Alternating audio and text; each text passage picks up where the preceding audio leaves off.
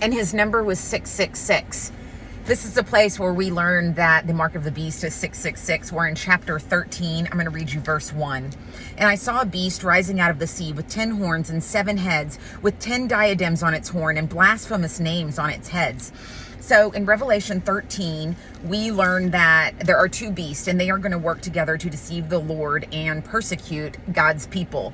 Now, remember that as a Christian, I believe that we are going to be out of here in chapter 4, right? The rapture is going to come. We're not going to have to endure this tribulation. Our tribulation is this time on earth. So the first beast, it is to represent a powerful global empire. So there's a lot of metaphors here. And for those who have come to Christ during this tribulation, I'm going to read you verse 4. It's saying, don't marvel. And there is a parallel to the present day, right? It's like, what are the things that we marvel at? If you were to look at the evidence of our life, what do we get most excited about? What do we look at first thing in the morning? Where do we spend most of our time, our money? Verse 4, and they worshiped the dragon, for he had given his authority to the beast, and they worshiped the beast, saying, who is the beast, and who can fight against us? So God gives the beast some power to do some miraculous signs, and it is really a metaphor. What are we going to choose? Are we going to choose truth when we are given the option of power, comfort, or deception? Now I'm jumping all around in my notes, but that's really important. Okay, now I'm going to jump to verse 9. If anyone has an ear, let him hear. If anyone is to be taken captive, to captivity he goes.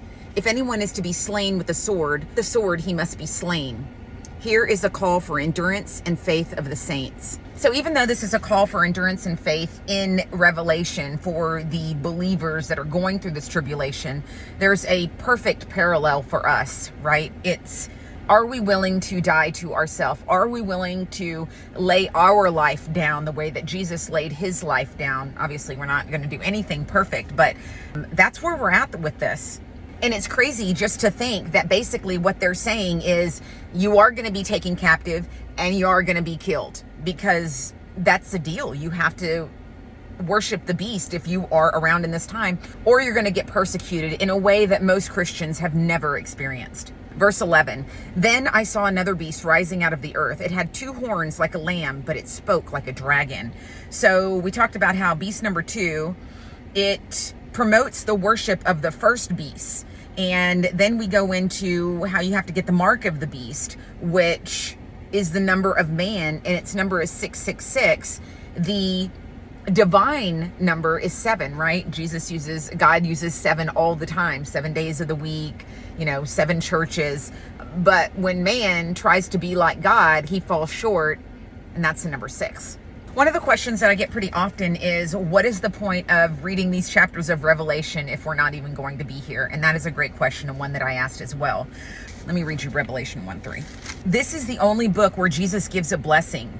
Revelation chapter 1, verse 3. Blessed is the one who reads aloud the words of this prophecy, and blessed are those who hear and who keep what is written in it, for the time is near.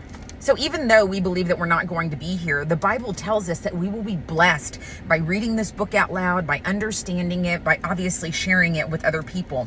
And that's where our urgency should come in. Even though we feel like, oh, thank goodness I'm not going to be here. Like, this is my tribulation on earth right now. I'm going to be raptured up, and then all this chaos is going to happen. And then Jesus is going to come back and create a new earth. Well, there's a parallel here. This is how it is right now. We already know that God wins. We already know that Jesus is the King of Kings. So now it's an issue of saving others, and that's where our urgency should come in. The Bible reminds us to stay pure, watchful, and faithful, and that's something that we need to remember even today. Some people may ask, why would God even give the beast these powers?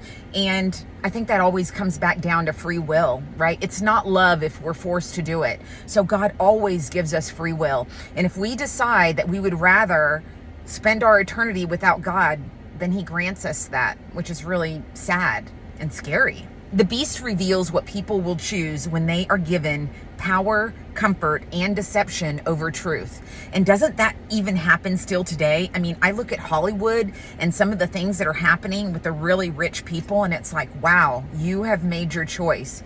Maybe you are experiencing a little heaven on earth, but that's as good as it's going to get. We are reminded all throughout Revelation that the source of our strength is in our identity, and our identity is a child of Christ. So that is the source of our strength. That's what keeps us going, even when things are really difficult. And the book of Revelation, all this tribulation stuff, it is like the birth pains before Jesus comes. Jesus is coming. He wins. He's already won. And we just don't want our friends, families, loved ones, we don't want anyone to spend their eternity without him. I'm excited to know that in Revelation 21, we're going to start seeing the new earth. Jesus is going to come back and clean everything up. And I'm really looking forward to that.